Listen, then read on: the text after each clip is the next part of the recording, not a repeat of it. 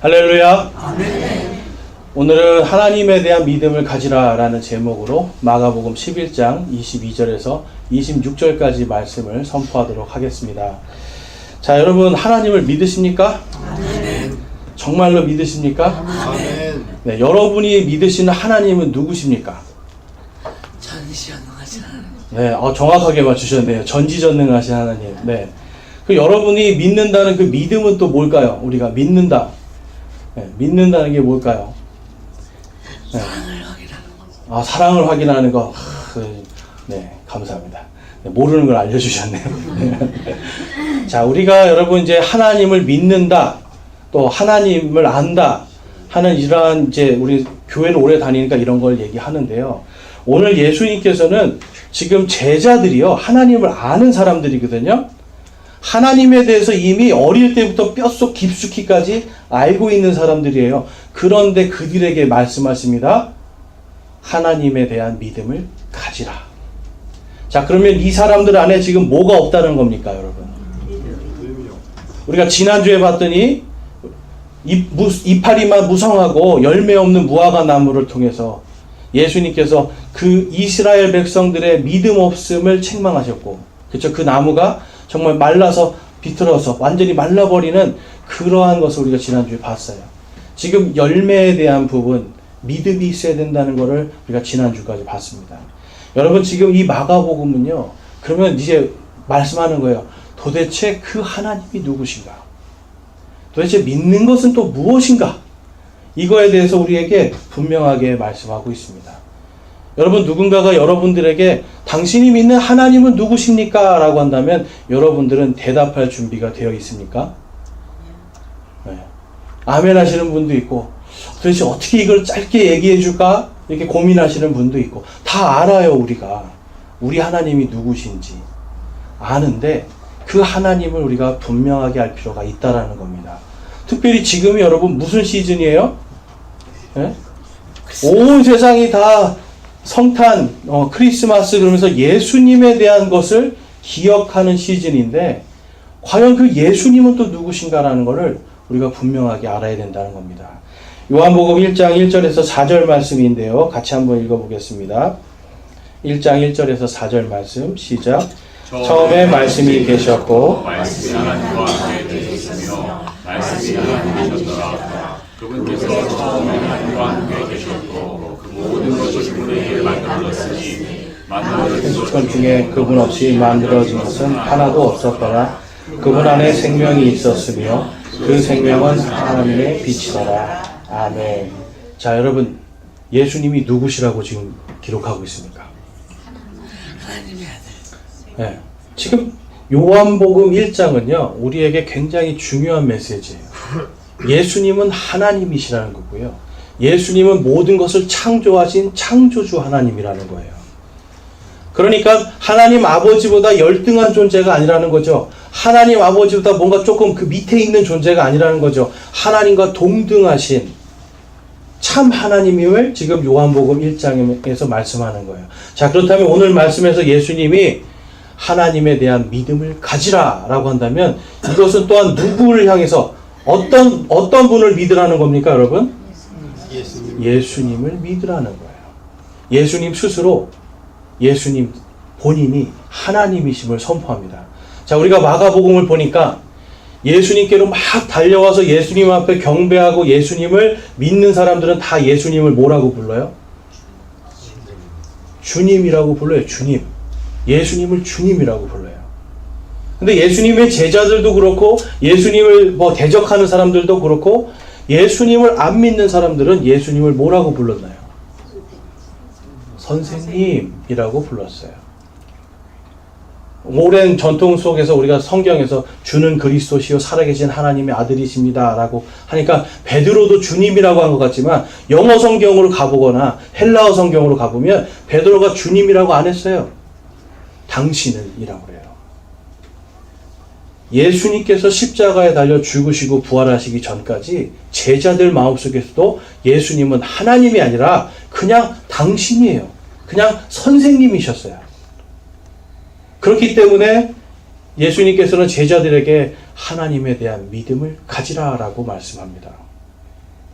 이들의 마음속에 진정으로 하나님이 누구신지를 보지 못하는 눈이 있죠.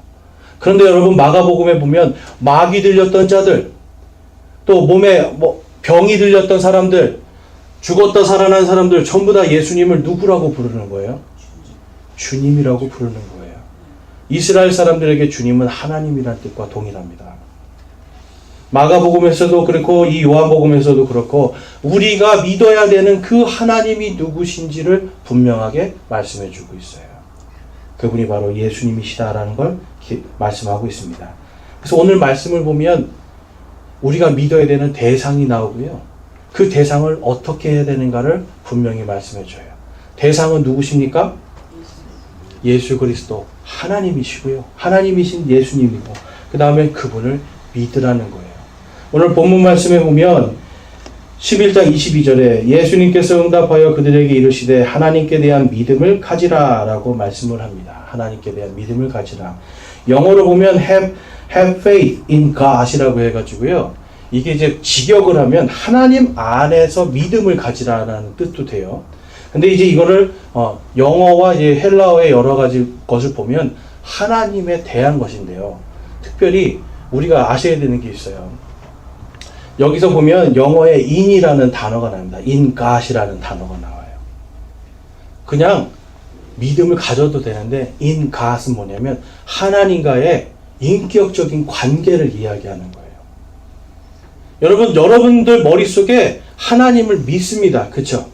그러면 영어로 가면 believe God이에요. 이건 믿는다는 게 뭐냐면 하나님의 말씀도 믿고요. 우리가 뭘 해야 되는지 그걸 믿는 거예요.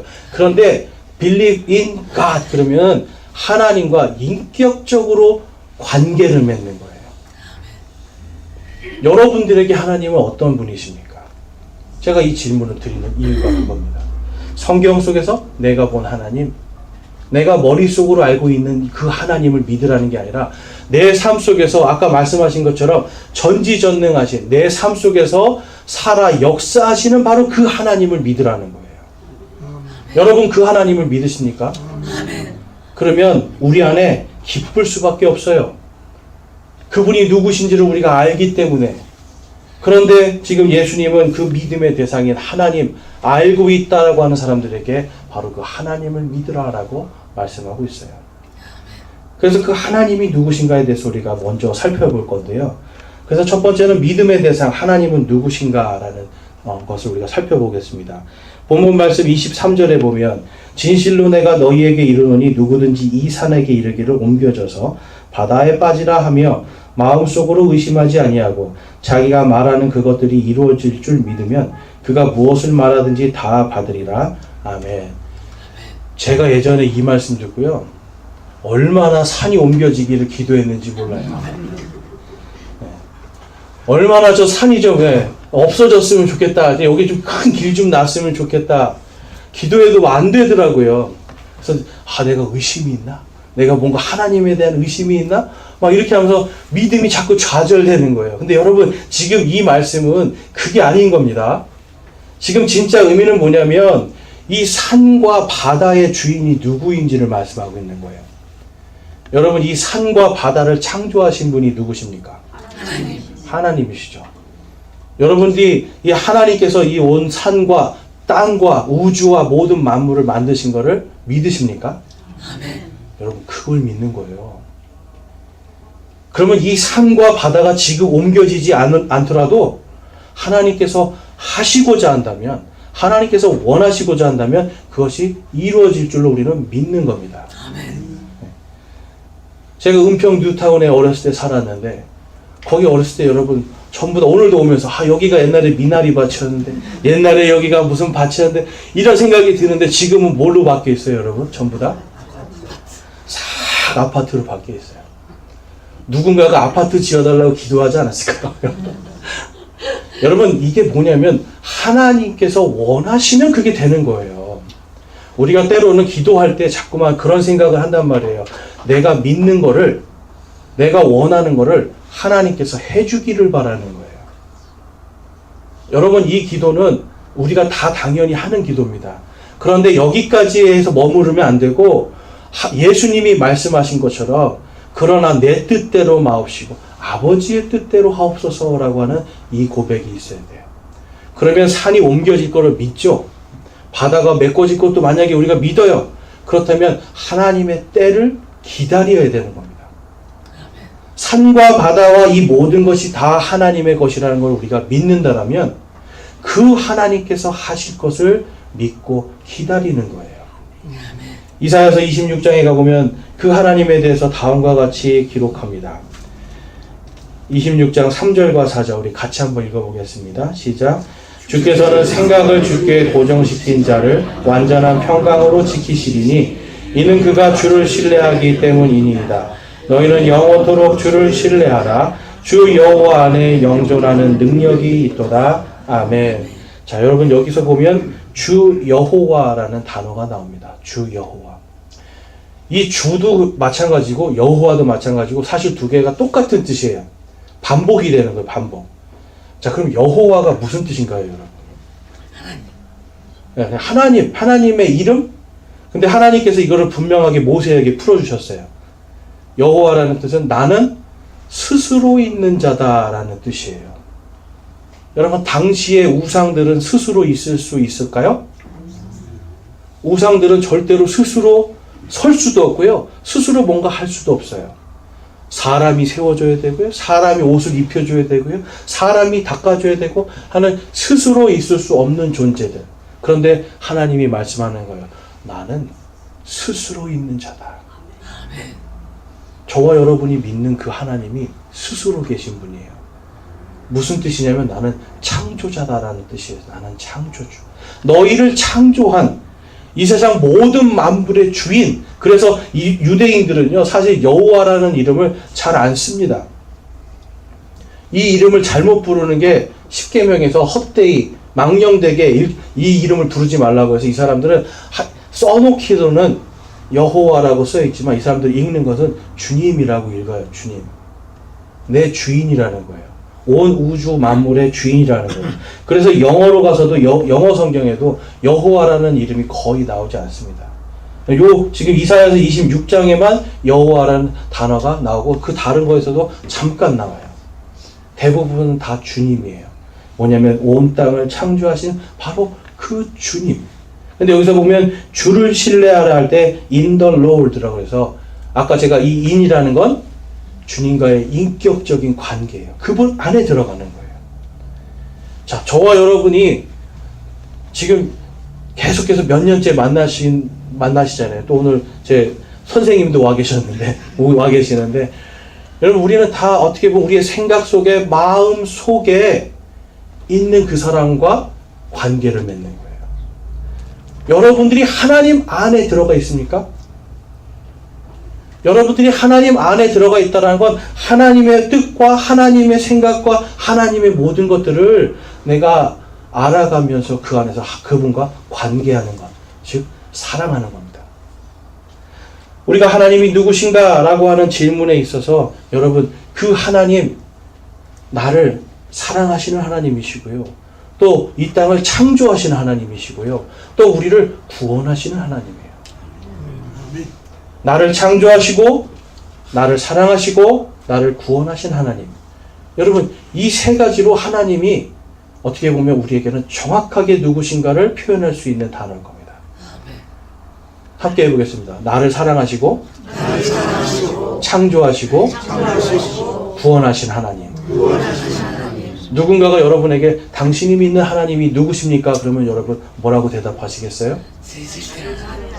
나를 사랑하시고 창조하시고 구원하신 하나님. 여러분 하나님은 우리를 바로 구원하신 분이에요. 하나님은 우리를 창조하셨어요. 여러분 우리가 가끔씩 하나님의 사랑에 대해서 조금 오해하고 있는 부분이 있습니다. 많은 사람들이 하나님의 사랑 그러면 감정적인 걸 생각해요. 감정. 여러분 사랑은 감정이 맞습니까?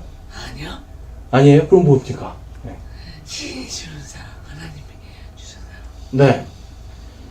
맞아요. 그것도 맞는데 성경에서 보면 하나님의 사랑, 우리가 쉽게 말해서 하나님이 우리를 창조하셨죠. 네. 하나님이 우리를 사랑하신다는 것은 우리에 대한 책임과 의무를 신실하게 다하신다는 거예요. 하나님이 우리를 창조하셨기 때문에 우리가 태어나기 전부터 우리의 이름을 아실까요? 모르실까요? 이미 아세요. 우리의 머리털 하나까지도 하나님이 다 아신다라고 성경이 기록하고 있습니다. 우리를 언제나 눈동자와 같이 지켜보신다라고도 성경이 말씀하고 있습니다.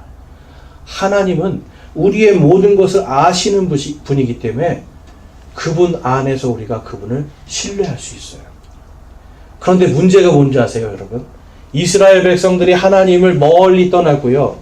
예수님 당시에 사람들이 예수님을 십자가에 못 박은 결정적인 이유가 있습니다. 뭘까요, 그게?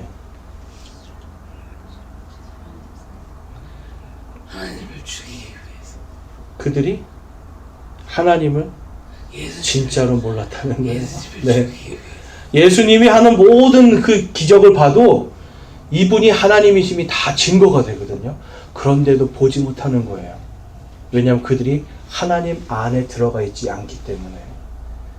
보면은 계속 유대인의 종교 지도자들은 이야기합니다. 장로들의 전통에는 이런데, 우리들의 전통은 이런데 왜 예수님은 다른 걸 하십니까? 우리 지난주에 봤더니 예수님께서 이 성전에 들어가셔서 거기에 있는 장사하는 사람들, 장사하는 거 다 뒤집어 엎으시면서 뭐라고 말씀하셨어요? 이 집은 뭐 하는 집이다? 기도하는 집. 모든 민족들이 기도하는 집이라는 거예요. 그랬더니 유대인들과 유대인의 종교 지도자들이 깜짝 놀랍니다. 놀라면서 어떻게 이런 교리가 나오는가? 여러분, 이거는 다른 게 아니에요. 그들이 하나님의 말씀 안에 있었던 것이 아니라 그들이 좋아하는 탈무드라든지 다른 선생들의 말에 들어가 있었던 겁니다. 하나님을 믿지 않는 것이에요. 여러분, 하나님을 믿으려면 하나님의 말씀을 알아야 되고 그 말씀을 사모해야 되는데 이 사람들은 그러한 것이 없으니까 하나님이신 예수님이 오셔도 알아보지 못했고요. 그분을 십자가에 못 박아버리는 거예요. 시편 139편에 가보면 다윗이 이렇게 하나님을 찬양합니다. 우리 139편 13절과 14절 같이 읽겠습니다. 주께서 내 콩팥을 소유하시며 내 모태에서 나를 덮으셨나이다. 내가 주를 찬양하리니 내가 두렵고 놀랍게 만들어졌나이다.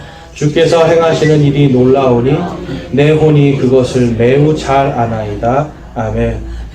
여러분, 손과 발을 보시면 참 놀랍지 않습니까? 지금 다윗은요, 주님께서 내 콩팥을 소유하시고 내 모태 안에서 나를 덮으셨다고 그래요. 내가 어머니 뱃속에 있을 때부터, 내가 아버지의 그 허리에 있을 때부터 하나님께서 나를 아신다는 거예요. 그런데 그분이 누구신가? 나를 만들어주신 분. 놀랍고 두렵다라고 말하고 있습니다. 여러분, 다윗은 어떤 사람입니까? 다윗 그러면 뭐가 생각나세요? 다윗과 골리앗. 다윗과 골리앗. 여러분, 다윗은 작은 소년이었어요. 근데 골리앗은 키가 3m 정도 되는 사람이에요. 근데 다윗이 자기 손으로 물매를 돌려가지고 한 방에 딱 해서 그 큰 거인을 죽이지 않습니까? 여러분, 다윗이 생각할 때는 이게 누구의 역사인 거예요? 하나님의 역사죠. 하나님이 하시지 않으면 할 수 없는 거예요. 그러니까 자기의 손을 볼 때마다 뭐가 생각날까요? 하나님이 생각나는 거예요. 야, 정말 하나님께서 놀랍게 만드셨구나. 그리고 이 손으로 이 다윗이라는 사람이요, 여러분, 전쟁에서 단 한 번도 지지 않았습니다. 야, 하나님께서 정말 놀랍고 두렵게 나를 만드셨구나 라고 그는 깊게 믿고 있었다는 거예요. 그러니까 이 다윗이라는 사람은 지금 그 하나님께서, 그런데 그 하나님께서 나와 함께 계심이 너무나 놀라운 거예요. 원수들 가운데서 나를 구원하신 하나님, 나를 창조하신 하나님, 나를 사랑하신 하나님, 그 하나님이 늘 기쁘고 찬양이 되는 것을 지금 시편 139편에서 말씀하고 찬양하고 있는 겁니다. 요한일서 4장에 가보면 이런 말씀이 있습니다. 우리 함께 같이 읽어보겠습니다. 요한일서 4장 9절과 10절 시작. 하나님께서 자신의 독생자를 세상에 보내사 우리가 그분을 통해 살게 하셨은즉 이것 안에서 하나님의 사랑이 우리를 향해 나타났느니라. 우리가 하나님을 사랑하지 아니하였으나 그분께서 우리를 사랑하시고 자신의 아들을 보내사 우리의 죄들로 인한 화해 헌물로 삼으셨나니 여기에 사랑이 있느니라. 아멘. 여러분, 예수님께서 왜 태어나셨습니까? 우리의 죄를 구원하시려고. 그렇죠. 구원하시기 위해서 왜 태어나셨습니까? 어떻게 하셨습니까? 구원하시기 위해서. 십자가에서 못 박혀서 죽으셨죠. 여러분, 예수님은 우리를 위해서 죽으시기 위해 태어났어요. 또 예수님은 우리를 위해서 못 박혀 죽으시고 끝났습니까? 아니면 사흘 뒤에 다시 부활하셨습니까? 부활하셨어요. 우리를 살리기 위해서 부활하셨어요. 그래서 우리가 살든지 죽든지 다 주님의 것이에요. 그분을 믿는 모든 사람들은 다 그분의 이름으로 구원을 받은 것입니다. 그런데 그분의 죽으심이 하나님과 우리 사이에 화해 헌물로 드려졌다라고 성경은 말씀하고 있어요. 여기서 보면 이 독생자라는 뜻이 있습니다. 독생자. 이 독생자라는 건 영어로 가면 only begotten son. 그래서 only, 무조건 그냥 한 사람이에요. 한 사람. 그래서 이전에도 없었고 이후에도 없었고 하나님이신 분이 인간의 몸으로 태어난 유일한 한 아들이에요. 그러니까 하나님의 외아들이 아니라 하나님의 독생자라는 표현을 하는 이유는 하나님으로부터 하나님이신데 인간으로 태어난 유일무이한 그 아들, 한 존재라는 겁니다. 이해가 되시죠? 그러니까 다른 이름은 없어요. 이 세상에 하나님이 하늘과 땅 아래 다른 이름을 주시지 않고 오직 예수 그리스도라고 하는 한 이름만 주시는 거예요. 바로 그 독생자를 우리에게 주신 이유는 바로 그분이 우리를 사랑하셔서요. 여러분, 태어나자마자 하나님 사랑하셨어요? 네. 태어나자마자, 아니면 여러분들이 그 사춘기 때 이럴 때 하나님 사랑하셨어요? 태어나자마자 하나님은 우리를 사랑하시지만, 네, 아마 영적으로 사랑하셨을 수도 있어요. 그런데 우리는 정말 하나님을 인격적으로 만나기 전까지는 이분이 정말 나의 구원자시다라고 하는 이 마음, 이 믿음이 생기기 전까지는 전부 다 하나님 알아요. 네, 하나님 알지요. 아는 믿음이 전부였을 거라고요. 그런데 어느 날 그분이 나를 정말 구원하셨구나를 받아들이는 순간, 그때부터는 이분과 인격적인 사랑이 나눠지는 거예요. 이 지금 말씀을 보면 여러분, 그분이 내가 사랑하기도 전에 먼저 사랑하셨다라고 말씀하고 있어요. 여러분, 이게 은혜입니다. 구약 성경을 보면 하나님께서 우리를 먼저 사랑하셔서 예수님께서 처녀의 몸에서 나오실 것을 예언하셨고, 예수님이 십자가에 달려 죽으시고 사흘 뒤에 다시 일어나실 것에 대해서 다 먼저 얘기하셨어요. 왜 먼저 하셨을까요? 하나님께서 우리를 이미 우리가 부모님의 뱃속에 있을 때부터 우리를 사랑하셔서, 우리가 그분께 사랑합니다라고 고백하기 이전부터, 벌써 창세 이전부터 우리를 사랑하시기 때문에 그분께서는 성경에 내가 너희를 만들었도다, 내가 너희를 사랑하노라, 내가 너희를 구원하리라 라고 분명하게 기록해 놓은 거예요. 여러분, 성경을 읽으시면서 그런 게 막 느껴지시나요? 우리는 성경을 읽으면서 하나님이 누구신가를 분명하게 알아야 됩니다. 하나님은 우리를 사랑하시고 우리를 창조하시고 또한 우리를 구원하신 분입니다. 자, 그렇다면 오늘 예수님이 말씀하세요. 하나님께 대한 믿음을 가지라라고 말씀드려요. 하나님께 대한 믿음을 가지라는 거예요. 그리고 두 번째는 과연 이 믿음이 무엇인가? 그리고 우리가 이 믿음으로 어떻게 살아가야 될까를 우리가 살펴보겠습니다. 오늘 본문 말씀에 보면 영어에 믿음이라는 거의 단어가 faith이라는 단어가 나옵니다.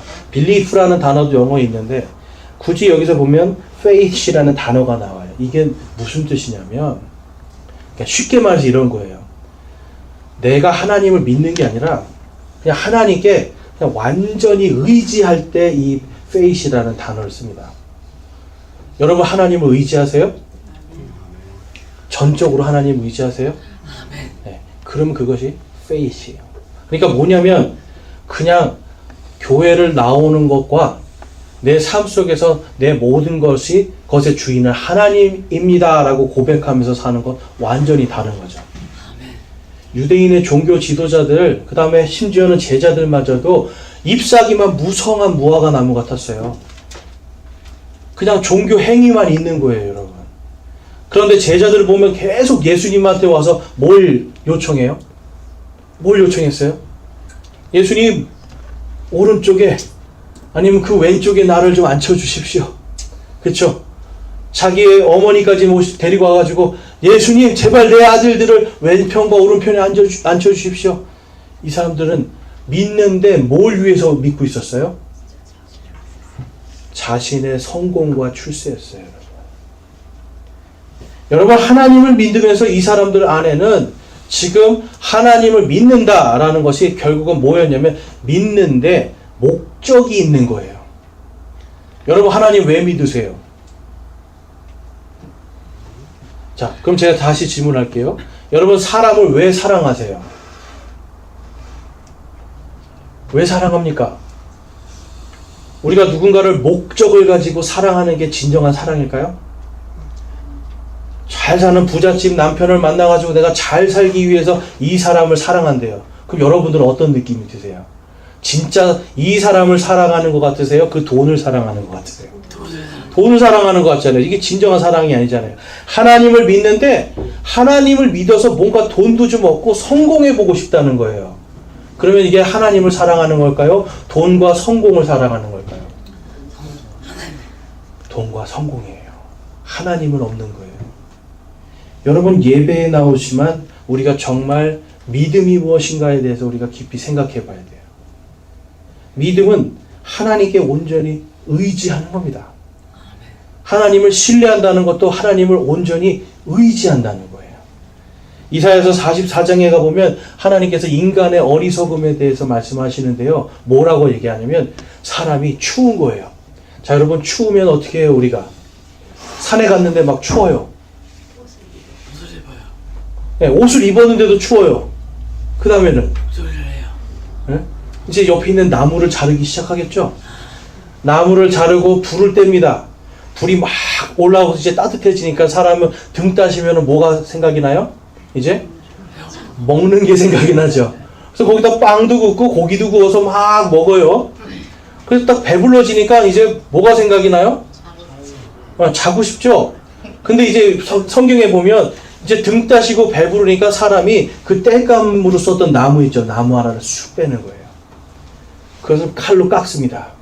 그거를 세웁니다. 그래서 이 신이 나를 구원한 바로 그 신이다라고 한다는 거예요.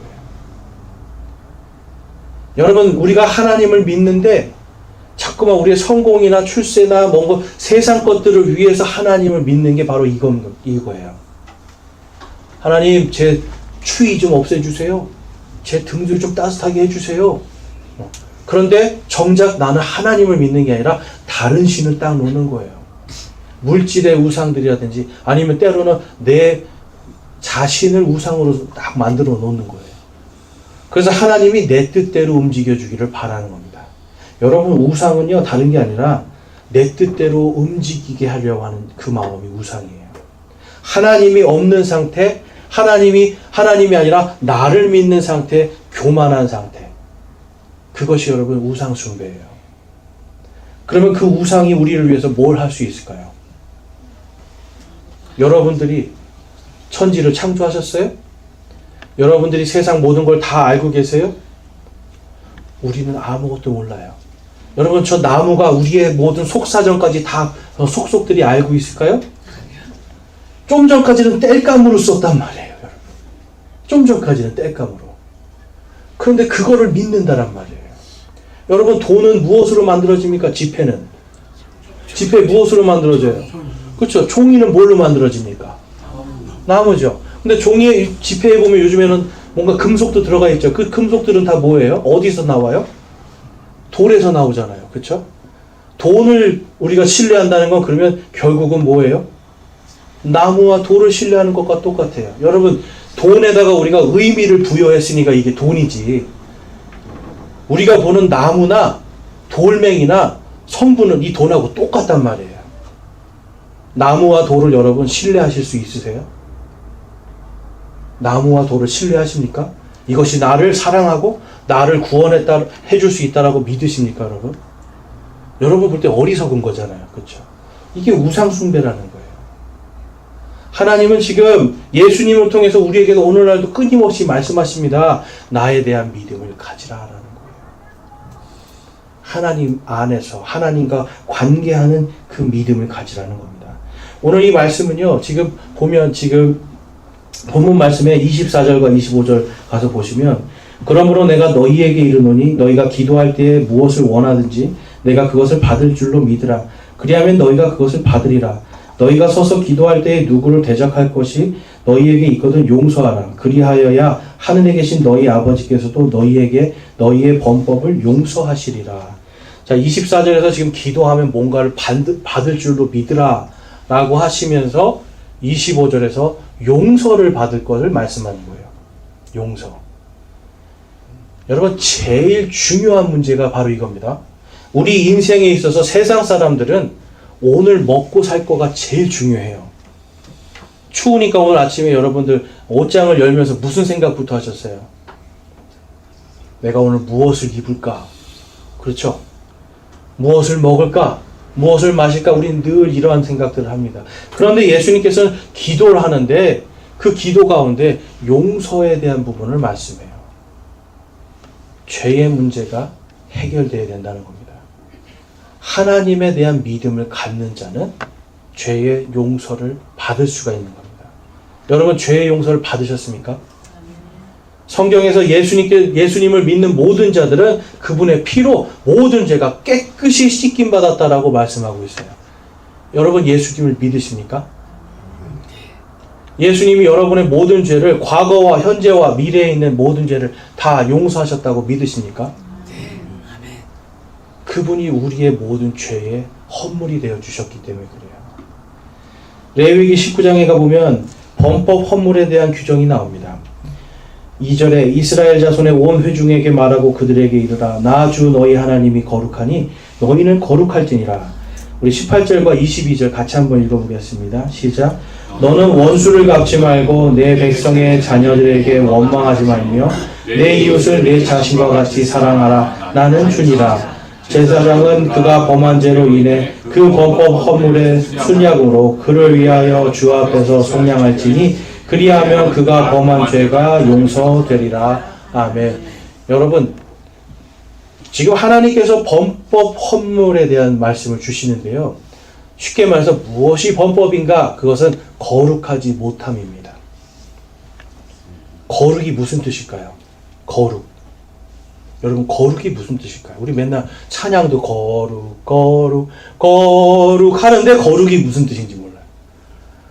거룩은 여러분 완전히 분리되다는 뜻이에요. 무슨 뜻이라고요, 여러분?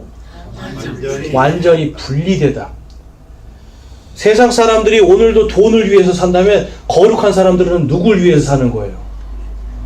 하나님을 위해서 사는 거예요. 세상 사람들이 자기의 정욕과 안목의 정욕과 인생의 자랑으로 살아간다면 거룩한 사람들은 누구의 영광을 위해서 살아가는 겁니까? 하나님과 예수 그리스도의 영광을 위해서 사는 거예요. 여러분, 세상 사람들이 볼 때 이해가 안 되죠. 여러분들 이해가 되세요? 여러분들도 사시면서 이해가 되세요? 내가 지금 세상과 뭔가 떨어져서 산다는 게 이게 이해가 되세요? 그렇다고 해서 여러분, 성경은 저 불교처럼 산속에 들어가서 살아라는 말이 아니에요. 세상 속에서 하나님의 말씀대로 거룩하게 살라는 거예요.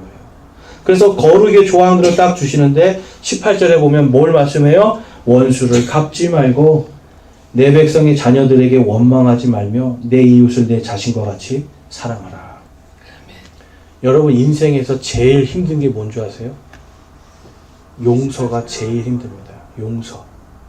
자, 여러분 마음속에 지금 마음속에 혹시라도 누구를 용서하지 못한 마음이 있으세요? 아직도 나는 이게 용서가 안 돼? 여러분, 이 용서하지 못하는 마음이 지금 여기서 뭐라고 말씀하는 거예요? 이게 범죄라는 거예요. 용서하지 못하는 게 이게 거룩하지 못하다라는 거예요. 예수님께서 오늘 말씀하시면서 왜 용서를 말씀하신 줄 아시겠어요? 그분이 우리의 범법 헌물로 하나님께 피 흘려 드려질 것이기 때문에 누구든지 와서 기도하는 거 좋다. 근데 기도하는 중에 만약에 누군가를 대적하는 것이 생각나거든. 이웃을 사랑하지 못하고 미워하고 정죄하는 것이 생각나거든. 어떻게 하라는 거예요? 자기가 가서 용서를 빌고요. 또 그러한 사람이 내가 알게 된다라고, 나를 대적하는 사람을 알게 된다면 내가 먼저 가서 용서하라는 거예요. 그 다음에 하나님께로 오라는 거예요. 여러분, 범법 헌물에는 항상 규칙이 있습니다. 규칙이 뭐냐면 내가 누군가에게 잘못한 게 기억나죠? 누군가에게 손해 끼친 게 기억나죠? 그러면 반드시 그 사람한테 가서 20%를 더 얹어서 보상을 해주는 거예요. 그러니까 하나님은요, 그냥 하나님과의 관계만 생각하시는 게 아니라 인간과 인간의 관계도 이것이 거룩해야 된다는 걸 분명히 말씀하고 있어요. 지금 여기서 내 이웃을 원망하지도 말고 미워하지 말고 사랑하라고 하셨는데, 이스라엘 백성들은 예수님을 어떻게 했을까요?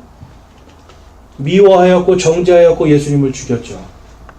그분이 하나님의 말씀대로 했는데, 하나님의 말씀을 가르쳤는데 어떻게 이 예수를 죽일까라면서 이들은 이를 갈았어요.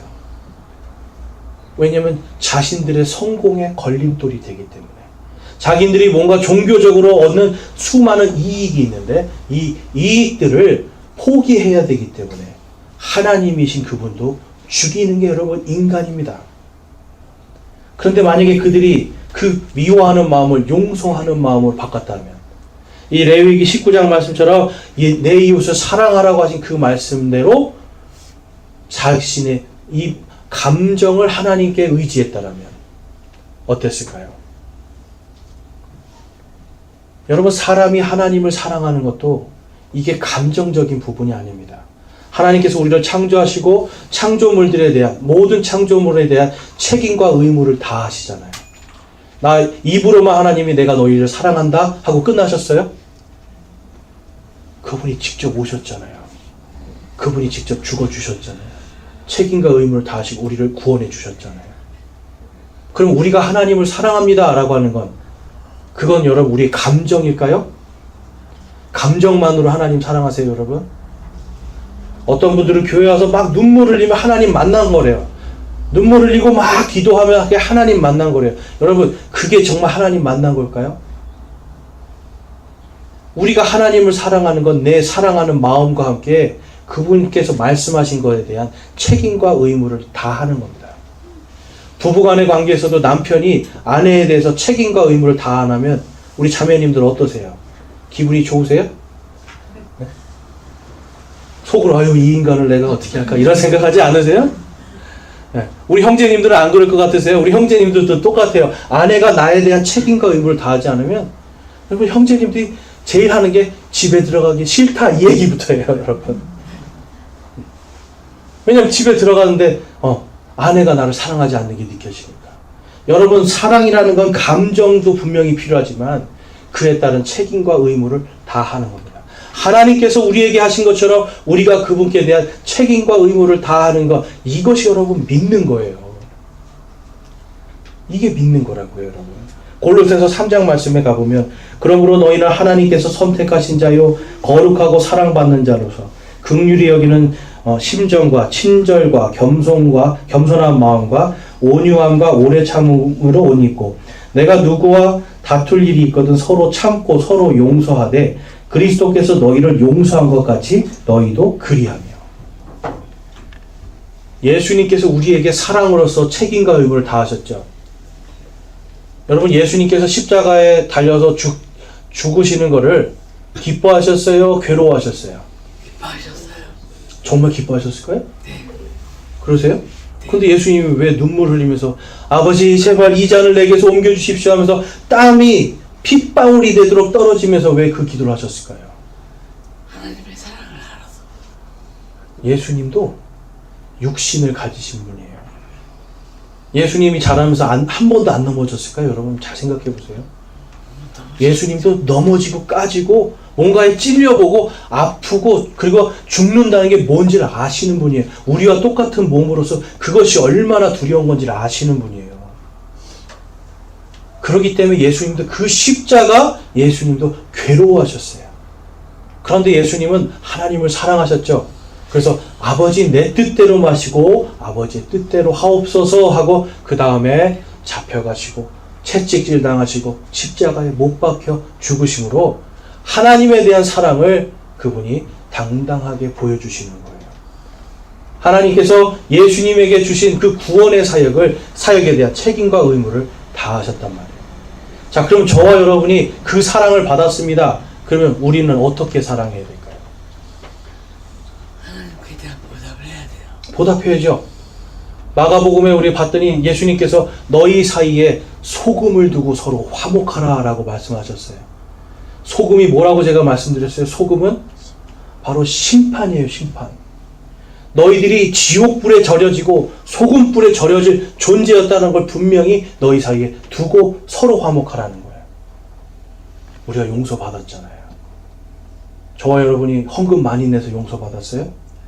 저와 여러분이 교회를 몇십 년 다녀서 용서받았어요? 오직 예수님을 믿는 믿음 때문에 구원받고 예수님의 그 피 때문에 우리의 모든 죄가 다 용서받았어요.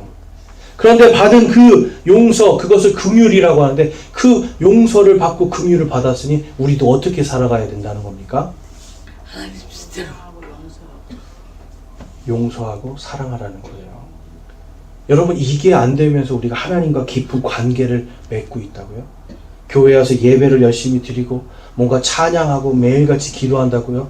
여러분, 실질적으로 우리가 하나님에 대한 하나님께서 우리에게 주신 이 사랑, 받은 사랑대로 책임과 의무를 다 해야 되는 겁니다.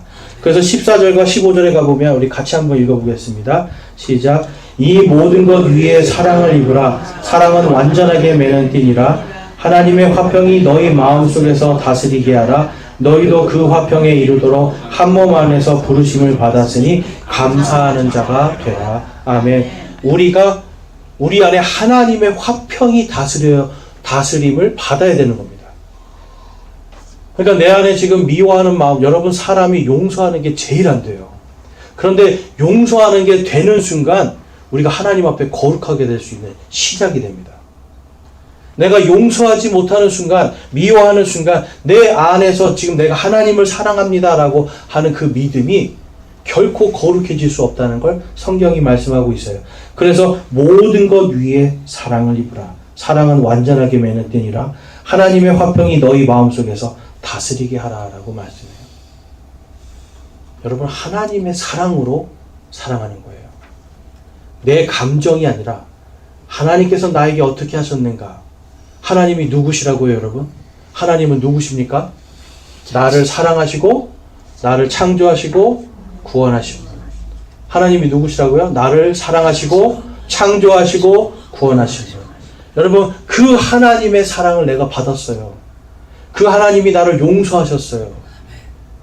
그러면 그것 때문에 나도 내 형제들, 내 이웃들, 내 가족들 중에 누군가 미워하는 사람이 있다면 우리가 그 믿음을 하나님께 온전히 의지하며 내려놓을 수가 있어야 됩니다. 하나님의 말씀 때문에 우리가 사랑할 수 있어야 되는 거예요. 그것이 되라고 오늘 예수님은 우리에게 하나님께 대한 믿음을 가지라라고 말씀을 해요. 여러분, 하나님께 대한 믿음을 갖고 계십니까? 네. 아니면 갖고 싶습니까? 여러분, 우리는 이거 지금 이 말씀은 여러분 명령이에요. 가져도 되고 말아 이게 아니에요. 그냥 이거는 가지라라는 명령이에요. 그러면 이 명령에 순종하고 책임과 의무를 다하는 것이 바로 우리가 하나님을 사랑하는 방법입니다. 우리가 어떻게 믿어야 될까요? 하나님의 말씀에, 이 명령에 우리가 순종하는 것들. 우리가 이 명령에 책임과 의무를 다하는 것이, 그것이 여러분 우리가 가져야 될 믿음이에요. 오늘 우리는 두 가지를 봤어요. 하나님이 누구신가? 또 우리가 어떻게 믿어야 되는가? 여러분, 이번 한 주간 정말 잘 묵상하시면서 올 한 해를 마무리하면서 정말 올 한 해 동안 내가 믿었던 하나님은 정말 그 하나님이었는가? 아니면 세상에 내가 만들어 놓은 하나님이었는가? 또 나는 그 하나님을 어떻게 믿고 있었는가를 여러분들이 잘 곰곰이 생각하고 돌아보고 회개하며 주님께 돌아오는 그러한 한 주, 그리고 그러한 연말 되시기를 주님의 이름으로 축원합니다. 우리 기도하시겠습니다. 우리 결단하며 기도할 때 여러분 혹시 여러분 안에 제가 이제 회개합니다 하시는 분이 있습니까? 내가 하나님을 믿는데 하나님보다는 하나님을 나의 성공이나 나의 재물이나 아니면 내가 원하는 소원을 이루는 도구로 사용하고 있지는 않았습니까? 또 때로는 교만하여서 내가 주인이 되어서 살고 있지는 않았습니까? 이 시간 우리가 회개하기를 원하고요. 우리가 결단한 것은 하나님께서 누구이신지를 제가 분명히 알고 그 하나님께 대한 내 사랑, 내가 받은 대로 책임과 의무를 다하는 신실한 자로 살기를 소망합니다라고 결단하시기 원합니다. 기도하시겠습니다.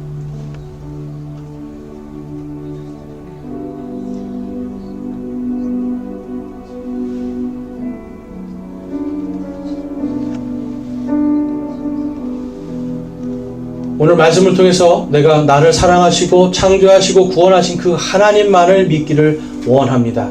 세상 것이 아니라 내가 그 하나님만을 신뢰하기를 원합니다 하시는 분들 우리 손을 들어 마음을 드리겠습니다.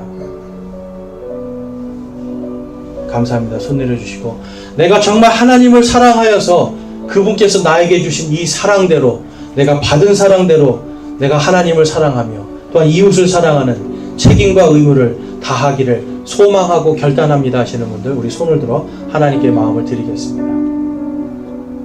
감사합니다. 손 내려주시기 바랍니다. 여러분들께서 소망하고 결단한 그 모든 것들 하나님께서 이번 한 주간 여러분 안에 더 깊이 관계하시며 여러분 안에 성령으로 충만한 시간 될 수 있기를 주님의 이름으로 축원합니다. 아멘. 다 같이 일어나셔서